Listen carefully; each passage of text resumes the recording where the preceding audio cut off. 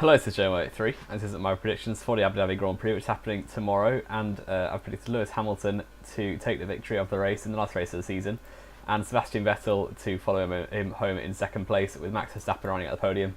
And the reason I predicted that is these predictions were made before qualifying, obviously, as that's when the deadline is. So just basing it off practice times, Hamilton looks to be in charge, with Vettel not too far behind, and Verstappen has just been unbelievable since since Malaysia really and onwards. He's been exceptional this season. So I've predicted to get another podium to round out the season, which would be pretty well, since all his bad luck ended. It's been a pretty good season for Max Verstappen, I'd say. I'm quite a big fan of him, and I hope he goes on to better things next year and can challenge for the World Championship.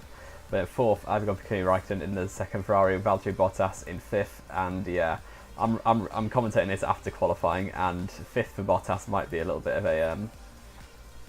a mistake, but he did put it on pole, which is fair play to him. And then I've predicted him fifth because I just think when Hamilton's at the front, he won't be that good. But I imagine now he'll either come in the top two after qualifying. I would have changed that prediction. But then sixth place, I've got Nico Hülkenberg. I love him. He's my favourite driver, and he's constantly so consistent in qualifying. And I'm so glad that he got into seventh place, and hopefully it'll become sixth. I've predicted Ricciardo to not finish because Red Bull, I think, only about 6 times have they got both cars to the finish. So I'm guessing that again with Ricciardo not finishing, with Hülkenberg in 6th, and his teammate Sainz, I've got him in 10th place. So with those results, that'd give Renault the 6th in the Constructors ahead of Toro Rosso, which I'll be pretty happy with as a Hülkenberg and Renault fan.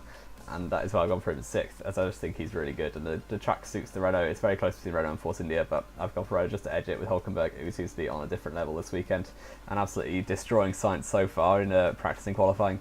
With 7th, I've gone for Sergio Perez, and 9th for the teammate Ocon. Force India it looks very close, as I said, with the Renault and Force India, but it's definitely the 4th or 5th fastest. So they'll just want more double points. Force India have been probably the most impressive team of the season, I'd say, because they've just been so consistent. Apart from like the 2 times that the drivers had an altercation with each other, apart from that, they've basically had double points every week when they could have done, and it's been very, very solid stuff by Force India, and I'm sure they'll be pleased with the season. Very solid 4th place in the Constructors, unchallenged pretty much all season. And in 8th place is Fernando Alonso. I've gone for a very good, he came 11th in qualifying, and I'm pretty sure I want to continue that last race with Honda, so I'm sure he's breathing a sigh of relief, if I can actually get my words out. And Alonso 8th, I'm pretty sure I'll take that. Points is basically what the McLaren can get at its best. So yeah, Alonso be happy with 8th. I've not predicted Van Dorn in the points, as Alonso seems to have just been edging in this weekend. And as I said, Ocon 9th, Sainz 10th. And then the fastest lap, I've got Lewis Hamilton, as yeah, it's just one of those races for him. He's going to probably dominate if he gets past Bottas off the line, which I can see definitely happening. And pole position, I also went Hamilton, but that's obviously wrong already, because Bottas did a great job and managed to get that pole position. And then positions gained, I've gone for Marcus Ericsson, because he's likely to qualify last and probably finish, because Sauber's not been that bad in reliability this year. So if Ericsson finishes, there's a few retirements, there's a quite good chance he could get most positions gained. So yeah, that's the end of my prediction video. Leave a comment what you think your predictions are going to be. This is Joe83, hope you enjoyed. Subscribe if you want to see more, and I'll see you next time.